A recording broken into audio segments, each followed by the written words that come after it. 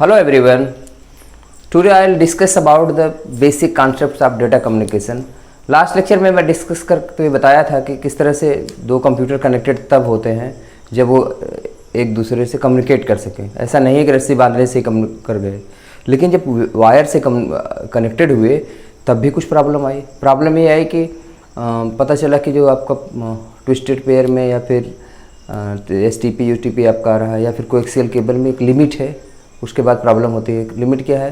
10/2 का केबल है तो कोएक्सियल में, तो उसमें आपका 185 मीटर के बाद फिर नहीं वो करप्ट सिग्नल जा पाएगा उसकी डिस्टेंस, और उसके बाद में 10/5 है तो 500 मीटर के बाद। लेकिन हमें तो बहुत दूर दूर तक कम्युनिकेट करना है, पूरी दुनिया में कैसे कनेक्टेड है, हमारा अलास्का में रखा हुआ सर्वर या फिर कनाडा में है, कहीं भी दूसरी कंट्री में कैसे कम्युनिकेट करते हैं। ठीक है, तो इतना लॉन्ग डिस्टेंस तक कैसे चलेगा कोई सिग्नल, बहुत लो फ्रिक्वेंसी का सिग्नल है तो दूर तक जाना मुश्किल है कंप्लीट। तो इन सब के लिए टेक्निक्स की बात है। तो इसमें सिग्नल के साथ अटेन्यूएशन और डिस्टॉर्शन है, किस तरह से डिग्रेड होता है सिग्नल में, डिग्रेडेशन होता है आउटर इंटरफेरेंस से या फिर इंटरनल डिस्टर्बेंस से होता है, या फिर सिग्नल की स्ट्रेंथ वीक हो जाती है आपका डिस्टेंस के ऊपर। तो ये डिस्टेंस भी एक फैक्टर है इसमें। तो जो डेटा हमें पूरा ट्रांसमिट करना है अल्टीमेटली, क्योंकि हमें जब कम्युनिकेट करना है, networking of computer and networking of devices, data communication है, डेटा कम्युनिकेट करना है, तो ये सब प्रॉब्लम्स आएंगी। तो इसको सॉल्व करने के लिए पहले तो ये कॉन्सेप्ट होना चाहिए सिग्नल्स होते हैं, कितने कितने तरह के सिग्नल्स होते हैं जिससे कि हम डेटा सेंड कर सकते हैं। तो सिग्नल्स क्या होता है आपका? Signal is a wave that is suitable for carrying information. ऐसा वेव जिस पे हम इंफॉर्मेशन या डेटा सेंड कर सकें, जो उसको कैरी कर सके, वो सिग्नल होता है। ठीक है, ओवर है ट्रांसमिशन मीडियम, जो भी ट्रांसमिशन मीडियम है, आपका कॉपर वायर हो जाए, ट्विस्टेड पेयर हो, कोएक्सियल केबल हो, ऑप्टिकल फाइबर हो, या फिर जो भी अनगाइडेड मीडिया वाले जितने हैं, किसी भी ट्रांसमिशन मीडिया में कोई भी सिग्नल की कैपेबिलिटी ये होती है कि वो डेटा को ट्रांसमिट कर सके, उसे कैरी कर सके इन्फॉर्मेशन को, इसको सूट करे, वही सिग्नल है आपका। सिग्नल के एग्जांपल जैसे आपका इलेक्ट्रिक सिग्नल हो गया, लाइट सिग्नल हो गया, इलेक्ट्रोमैग्नेटिक सिग्नल और रेडियो सिग्नल से डिफरेंट टाइप्स का सिग्नल्स हैं जो कि भेजते हैं। इसमें भी एनालॉग और डिजिटल दो तरह के सिग्नल्स होते हैं। डिजिटल कम्युनिकेशन में सब कुछ डिजिटाइज करके ले जाते हैं तो उसमें थोड़ा सा और ईजी होता है। तो एनालॉग और डिजिटल दो नेचर का सिग्नल होता है। ठीक है, वो टाइप्स हो गया। तो अब इसको लॉन्ग डिस्टेंस में हम कैरी करना बहुत मुश्किल है। जैसे इसको इस तरह से हम ले सकते हैं कि हम पैदल या ऐसे चलेंगे तो कहाँ से कहाँ तक जाएंगे, डेटा को सेंड करेंगे कहाँ तक, कोई पैदल ढो के ले जाएगा सामान कंप्लीट। तो उसके लिए एक कैरियर हो, एक सवारी मिल जाए, साइकिल से, बाइक से, कार से, ट्रेन से, मालगाड़ी से, किसी भी तरह से अगर हम ट्रांसमिट कर सकते हैं कोई चीज़, तो उसी के हिसाब से अपना एडजस्ट हो जाए जो हमारा डेटा के हिसाब से जो डेटा को कैरी कर सके। जैसे हमारा जिस तरह का डेटा है उस हिसाब की सवारी ले लें। जैसे कार में हर चीज़ तो रख नहीं सकते, या फिर साइकिल पे भी हर चीज़ नहीं रख सकते। तो जैसा डेटा हो उसके डेटा के हिसाब से एक कैरियर अगर हम ढूंढ लें, या एक सवारी ढूंढ लें, व्हीकल ढूंढ लें, जिससे कि हम कंप्लीट ट्रेवल कर सकें, डेटा को यहाँ से वहाँ तक सेंड कर सकें। तो उस तरह ये जो फंडा है जो भेजने का, इसको बोलते हैं मॉड्यूलेशन। एक टेक्निक आती है मॉड्यूलेशन की। मॉड्यूलेशन में क्या होता है, एक कैरियर सिग्नल होता है जो कि इन्फॉर्मेशन या डेटा सिग्नल को कैरी करके ले जाता है। ठीक है, ये सुपर इम्पोज्ड हो जाती है डेटा सिग्नल उसके ऊपर। तो ये the information signal sits on the top of the carrier signal. ये सिंपल इंग्लिश टर्म है, अदरवाइज तो उसके जो हमारा डेटा सिग्नल है उसके अकॉर्डिंग कैरियर सेट हो जाता है। कैरियर सिग्नल्स वो किस तरह का डेटा है, एम्पलीट्यूड हमारा मॉड्यूलेट हो जाता है, या फिर फ्रीक्वेंसी का मॉड्यूलेशन होता है, या फेज शिफ्ट का मॉड्यूलेशन होता है। 2-3 तरीके हैं जिससे मॉड्यूलेट होता है। सीधे लैंग्वेज, सिंपल लैंग्वेज बस ये हम कर सकते हैं कि कैरियर सिग्नल है जिसकी कैपेसिटी ज़्यादा है, वो ज़्यादा लॉन्ग डिस्टेंस तक कैरी कर सकती है। ठीक है, तो ये लो सिग्नल के, लो बैंडविड्थ की चीज़ों को वहाँ तक पहुँचा देगा। तो एक डेटा सिग्नल्स हमारा जो इन्फॉर्मेशन है डेटा को उसके साथ कंबाइंड करके का जो कंबाइंड करने का प्रोसेस है, उसके साथ एम्बेड करने का या सुपर इम्पोज्ड करने का जो प्रोसेस है, उसी को मॉड्यूलेशन बोलते हैं। कैरियर सिग्नल को सेंड करने के लिए इसकी जरूरत क्यों पड़ती है? To make efficient use of lines of media. Modulate कर देने से जो हमारा मीडिया है उस पर सेंड करना बहुत एफिशिएंट यूज। बाद में आप देखेंगे कि नंबर ऑफ डेटा सिग्नल्स एक साथ भेज पाएंगे उस मीडिया से, क्योंकि उसकी कैपेसिटी बहुत ज़्यादा है जो मीडिया है, ट्रांसमिशन मीडिया।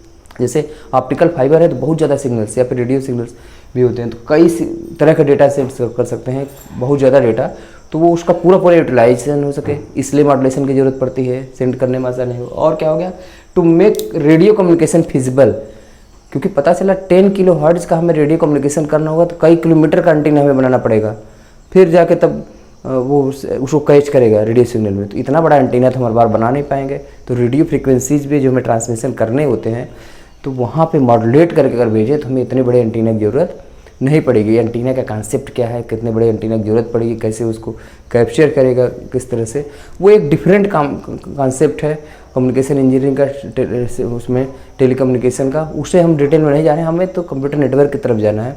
लेकिन एक आइडिया हमें होना चाहिए कि हाँ कैसे कैसे सिग्नल जाएंगे, किस तरह से डेटा कम्युनिकेशन होगा जो अल्टीमेटली कंप्यूटर नेटवर्क या इंटरनेट में चलता है। तो उसका फंडा बेसिक हमें बताना हमारा आइडिया है, हमारा कंप्लीट यही पर्टिकुलर गोल है, इसमें ऑब्जेक्टिव है। तो अगला क्या है, the simplify signal processing. Signal की प्रोसेसिंग इससे मॉड्यूलेशन से बहुत आसान हो जाती है। मॉड्यूलेट कर देने से जो भी सिग्नल्स जा रहे हैं, अदरवाइज यहाँ से वहाँ तक गया फिर उसे बाइफरकेट करना वो सब बहुत टफ होता है। तो मॉड्यूलेशन का ही जस्ट अपोजिट जो होता है डीमॉड्यूलेशन।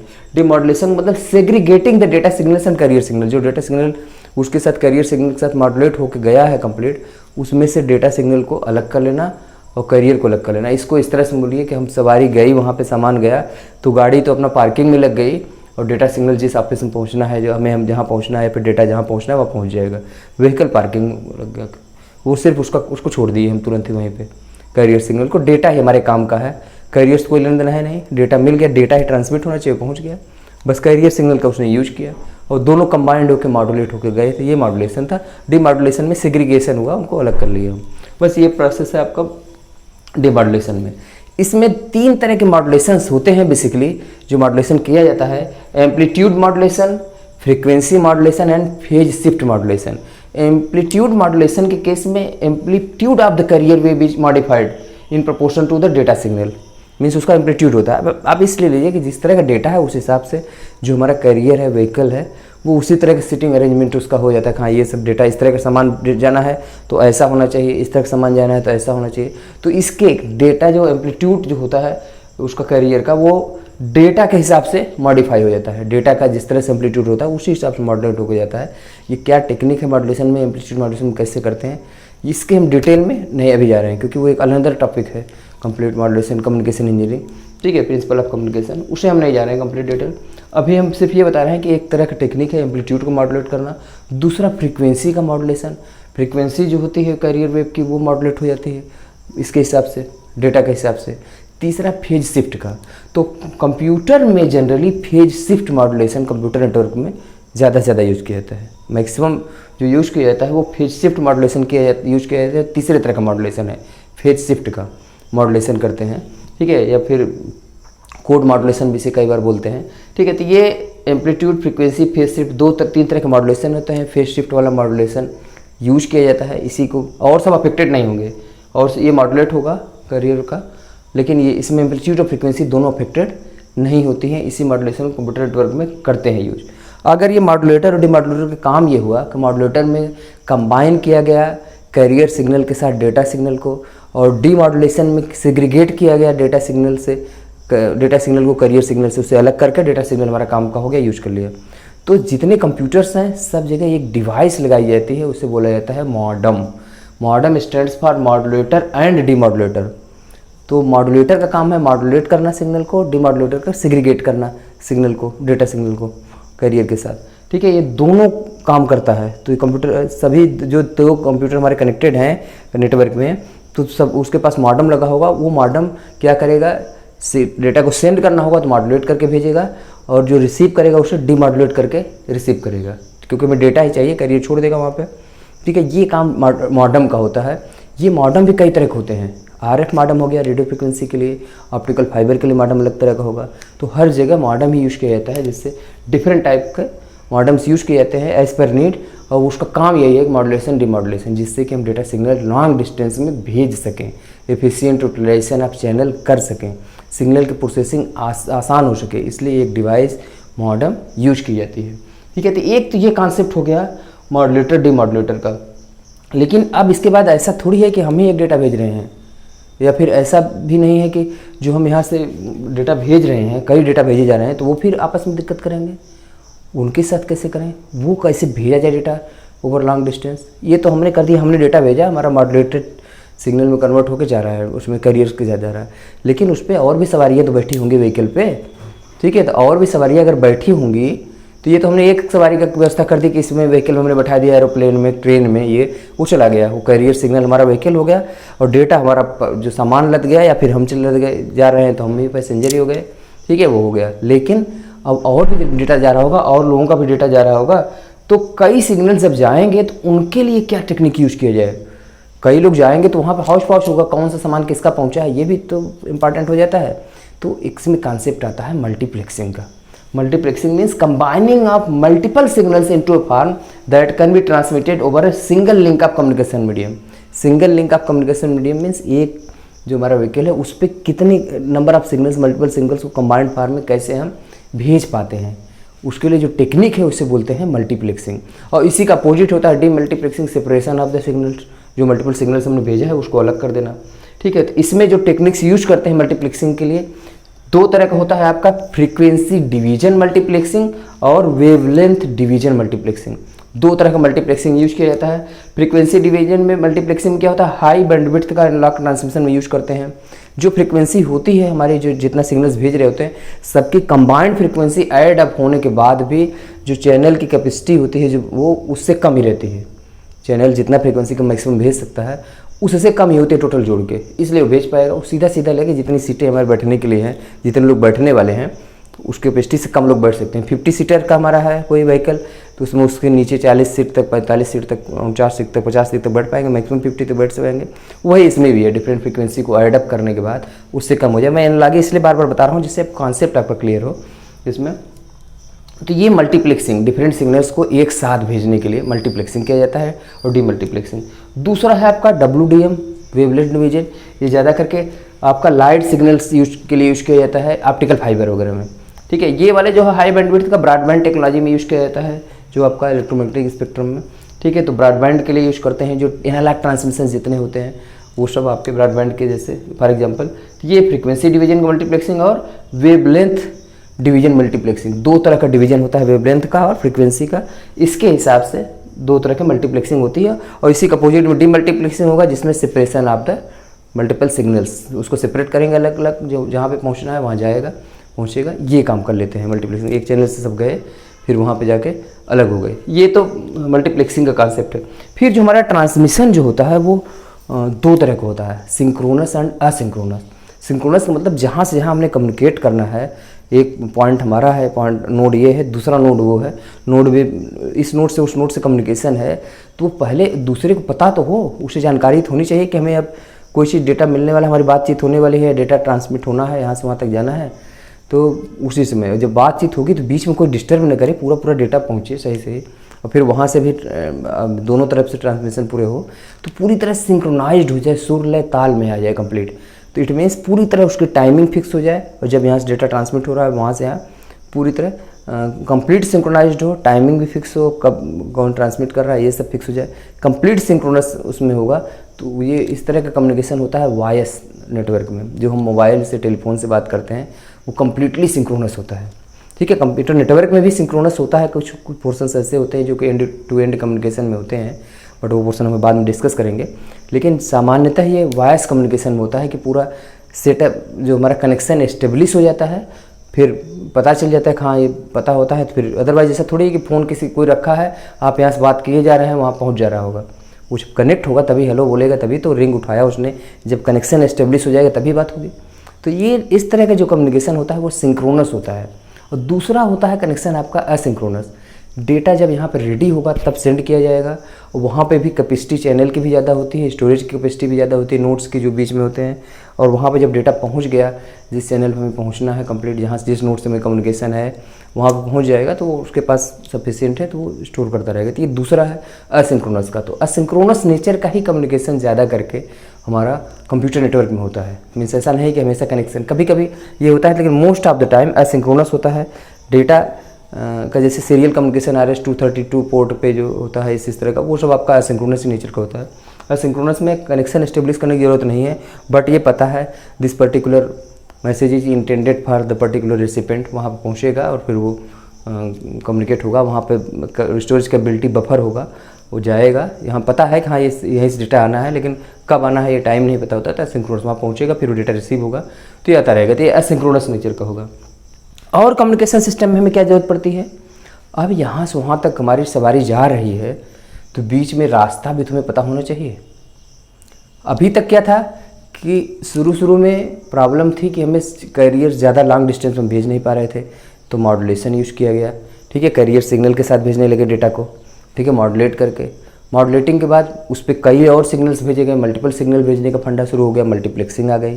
ठीक है, जब मल्टीपल सिग्नल्स जा रहे हैं उसमें कैरियर से मॉड्यूलेट होकर कंप्लीट जब पूरा वो, तो अब वो मल्टीपल सिग्नल से पहुँचेंगे कंप्लीट चैनल से, तो उस चैनल जब मल्टीपल सिग्नल जाएंगे तो उनका रूट क्या होगा, कैसे एंड टू एंड कम्युनिकेट करेंगे। तो बीच में भी तो और भी चौराहे रास्ते पड़ेंगे, तो कई चैनल्स हैं एक सिटी से। ऐसा थोड़ी है कि हम पूरा एंड टू एंड हर जगह पूरा मॉडम लगा दें, इस तरह से फिजिबल तो हो नहीं, बहुत वो 99% आइडल रहेगा। वो हमारा आपका कम्युनिकेशन होगा तो हॉटलाइन इस तरह सेटअप कर देंगे कि दूसरी तरफ मॉडम लगा दें, डेडिकेटेड हो इस चैनल से, बस हमारा ही जाएगा, तीसरे स्विचिंग की कोई ज़रूरत नहीं है, कंप्लीट यहाँ से वहाँ तक जा सकेंगे। डेडिकेटेड हर 2 लोगों को तो करने लेंगे, इतने मल्टीपल कनेक्शंस हैं, हेट्रोजीनियस कनेक्शंस हैं पूरे वर्ल्ड वाइड, और सब कम्युनिकेट हो रहा है इंटरनेट में, तो वो कैसे हो पा रहा है? क्योंकि यहाँ से वहाँ तक एस्टेब्लिश करने के लिए जो हमारा सिग्नल्स जा रहे हैं वही उसी पर्टिकुलर रोड को, ऐसा थोड़ी है कि ये रोड डेडिकेटेड रोड है दूसरा कोई इस रोड पे जाएगा ही नहीं, उस रोड पे और भी सिग्नल्स जाएंगे, तो उस रोड को यूज करना, कौन उस पर जाएगा उस समय, ठीक है, उस चैनल को यूज़ करना, जब एक जा रहा होगा दूसरा ऐसा थोड़ी कोलाइड कर लेगा। तो इसके लिए टेक्निक जो यूज की जाती है उसे बोला जाता है मल्टीप्लेक्सिंग। अगला concept modulation demodulation, multiplexing demultiplexing. अब अगला आ रहा है स्विचिंग। यहाँ से वहाँ तक जाने के लिए स्विचेज का यूज करेंगे। स्विचिंग क्या होती है, इसकी कहानी क्या है, और कैसे कैसे ऑटोमेटिक स्विचेज का इन्वेंशन हुआ। अब आप इसको देख सकते हैं, ट्रेन का ट्रैफिक का एग्जांपल बहुत बढ़िया है स्विचिंग के लिए, कि हम आप देखते हैं ट्रेन में जब आता है कंप्लीट, वहाँ पे ट्रेन में स्टेशन से यहाँ पर कई लाइन्स होती हैं, तो वहाँ पे स्विचिंग करके दूसरी लाइन की तरफ चेंज कर देते हैं।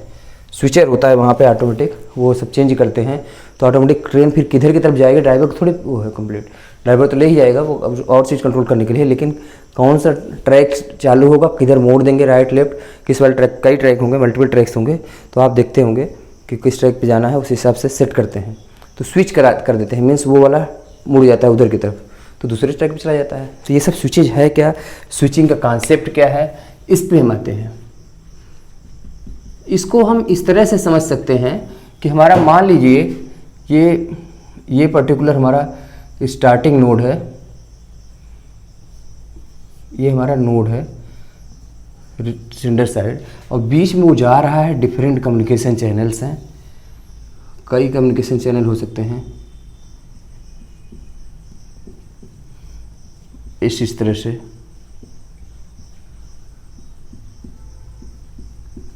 ठीक है, और बाद में फिर हमारे पास एक एंड नोड है, इस तरह से 2 नोड्स है। तो यहाँ से हमने जो ही सेटअप किया, मान लीजिए यहाँ गया, यहाँ जाने के बाद ये वाला कनेक्शन सेटअप हुआ, ठीक है, फिर उसके बाद यहाँ गया, अब मान लीजिए कि ये वाला कनेक्शन स्टेबल कोई भी हो सकता था, फिर यहाँ पे जाकर सेटअप हुआ। तो ये जो पाथ इसने फॉलो किया यहाँ से वहाँ तक सेटअप होने का, ये पहला मेरी मोस्ट बेसिक हम बता रहे हैं, इसको बोलते हैं सर्किट स्विचिंग।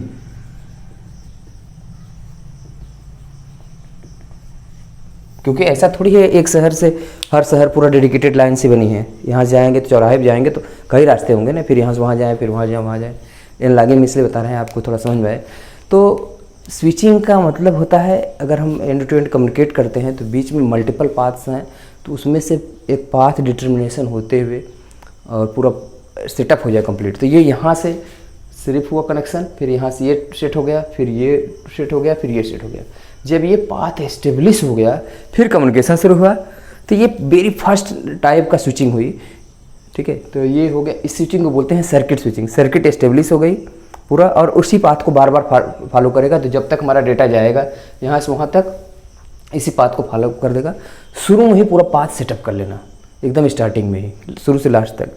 इस तरह का कम्युनिकेशन हमारा टेलीफोन में होता है, जो टेलीफोन का पूरा कम्युनिकेशन इसी तरह से ट्रंक डायलिंग की होती है कंप्लीट एसटीडी में, ठीक है। तो इसी तरह का पूरा पाथ सेटअप होता है और पूरा कम्युनिकेशन होता है। तो इस तरह का पाथ एस्टेब्लिशमेंट इंटरनेट में भी कभी कभी होता है, जब एंड टू एंड कम्युनिकेशन की जरूरत पड़ती है, लेकिन बहुत कम टाइम के लिए होती है।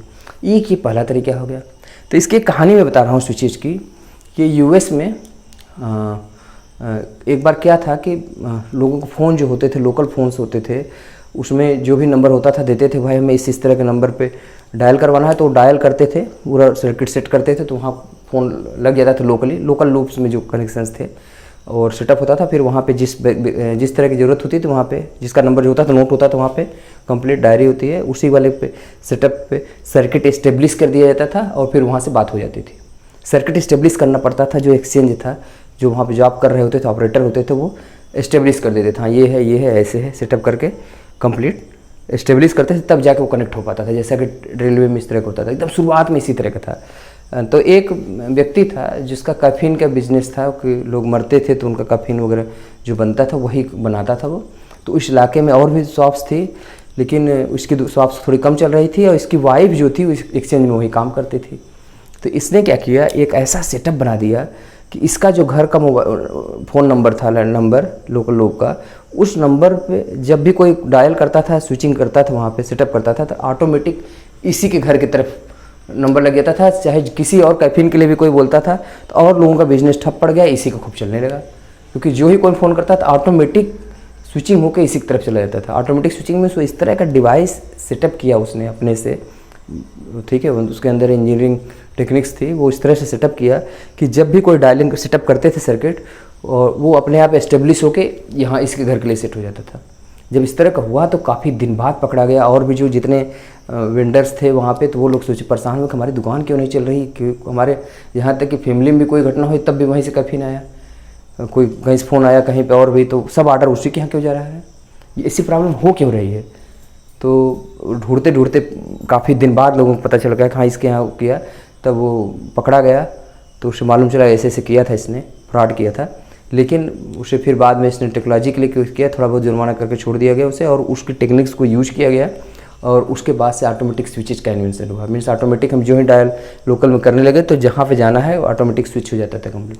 तो एक स्विचिंग में इस तरह से चेंजेज आए और टेक्नोलॉजी में इस तरह से चेंजेज आए, तो ऐसे ऐसे चेंजेज आते रहते हैं। रियल लाइफ में बहुत लोग ऐसे इंजीनियर्ड होते हैं या फिर ऐसे कुछ नई चीज़ें कर जाते हैं इनोवेशन। तो इनोवेशन किया उन्होंने, ऑटोमेटिक स्विचेज का आया। तो very first switching technique is circuit switching which is basically used in telephone networking. ये पहले तरह का टेक्निक यूज किया गया। दूसरा क्या था, उसने दूसरी टेक्निक में स्विचिंग में ये किया गया कि मैसेज स्विचिंग के नाम से जाना गया। उसमें चैनल में स्टोरेज कैपेसिटी बहुत ज़्यादा रखी गई, और सिर्फ क्या किए, जितने मैसेज थे छोटे या बड़े सभी मैसेज को इस तरह से चैनल में छोड़ दिया गया। ठीक है, वो मैसेज अपना डिले होकर आराम आराम से पहुंचता रहा वहाँ से।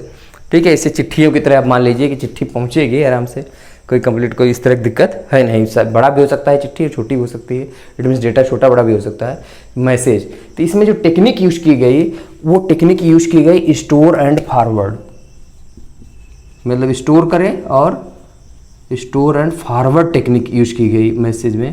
मीन्स नोट पे डिफरेंट पहुंचे तो वहाँ स्टोर किया गया, फिर देखे कौन सा पाथ खाली है उधर से भेजा गया, फिर जहाँ रूट खाली हुआ फिर वो डिले होता रहा बार बार। इस तरह की स्विचिंग दूसरी यूज की गई जो कि अब रेयरली यूज होती है, लेकिन इसने एक फंडा दे दिया जो स्टोर एंड फॉरवर्ड का, क्योंकि मैसेज साइज बहुत ज़्यादा होने लगा तो बहुत बल्कि भी हो गया, ट्रैफिक की प्रॉब्लम आई, कोई बड़ी सी ट्रक जाके कहीं रास्ते में रुक जाए तो पूरा ट्रैफिक रोक दे, वही है कि रास्ता कंप्लीट उस तरह से करना, तो स्टोर करना फिर फॉरवर्ड करना, इस तरह की टेक्निक यूज की गई। फिर इसी के फंडे पे बेस्ड आया नेक्स्ट जो आपका पैकेट स्विचिंग। जो हमारा डेटा है उसको भेजना है, अल्टीमेटली क्या किया गया, डेटा को छोटे छोटे पैकेट्स में डिवाइड किया गया। ठीक है, एक ही डेटा को कई पैकेट्स में डिवाइड किया गया और स्टोर एंड फॉरवर्ड से इसको भी भेजा गया। ठीक है, लेकिन अब पैकेट का साइज फिक्स हो गया, बहुत छोटा, मैक्सिमम लिमिट जो चैनल की थी वो भी पता चल गया। इससे ट्रैफिक में प्रॉब्लम कम आई और पूरा खूब धुआंधार चला। तो अभी जो मॉडर्न इंटरनेट है इसी पैकेट स्विचिंग को यूज करता है। वो करता क्या है, छोटे छोटे एक मैक्सिमम लिमिट होती है पैकेट साइज की, उतने साइज का बनाता है, उनका सीक्वेंस नंबर होता है, उनका एरर चेकिंग के लिए खूब फ्लडिंग कर देता है पैकेट्स की।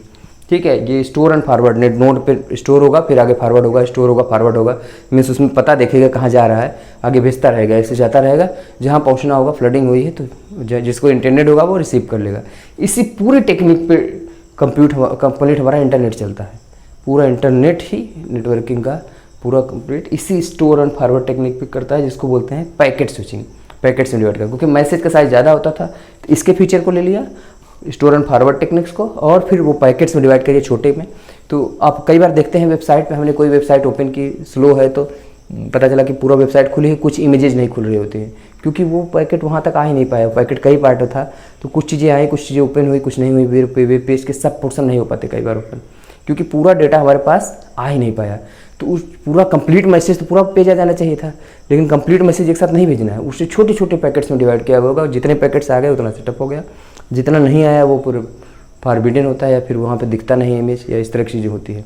ये हम डे टू डे लाइफ में नेट सर्फिंग में देखते हैं, ठीक है। तो ये तीसरी टेक्निक स्विचिंग की यूज़ की गई, जिसको पैकेट स्विचिंग। इसके हम डिटेल में हम ज़्यादा नहीं बताया आपको, क्योंकि ये अलग से फिर कंप्यूटर नेटवर्क का डिटेल टॉपिक से हमें फंडामेंटल पर ही रहना है, फंडामेंटली बताना हमारा पर्पस था, इसलिए मैंने अपने आप को यहीं तक लिमिटेड रखा। तो चलिए फिर हम सम अप करते हैं पूरा कंप्लीट क्या क्या है एक्चुअली फंडा डेटा कम्युनिकेशन का। डेटा कम्युनिकेशन में रिसीवर होता है, ट्रांसमिशन और ट्रांसमिशन मीडिया होती है, ठीक है। ट्रांसमिशन मीडिया या ट्रांसमिशन लिंक के थ्रू ही कम्युनिकेशन पॉसिबल होता है। अब इसमें डिस्टेंस की प्रॉब्लम आती है बार बार कि हाँ ज़्यादा डिस्टेंस तक हम किसी भी मीडिया में ट्रांसमिट नहीं कर सकते, चाहे रेडियो कम्युनिकेशन हो, वायरलेस मीडिया हो, चाहे वायर्ड मीडिया हो।